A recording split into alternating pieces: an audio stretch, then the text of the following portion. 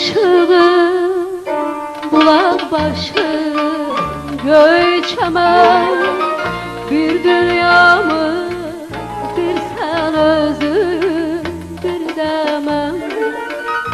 Perde gah ağlayan, gah gülen, nefesinler oku güzel, koy sesini yüreğimde, kaman kimi titresin.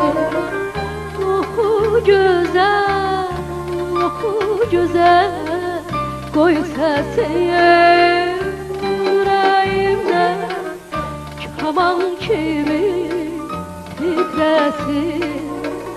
Canımıma sığışmayan arzular, bir dünyadan neçe dünya arzular.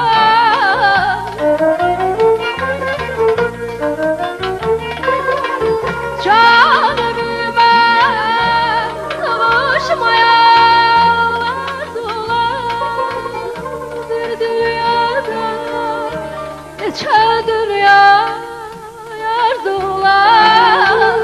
Muhabbetin neyinkine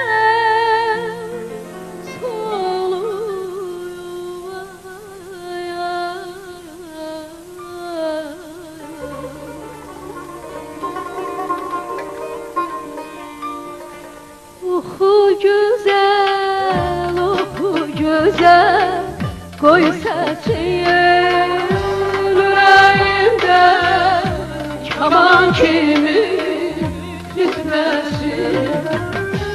Oku güzel, oku güzel, koy sesini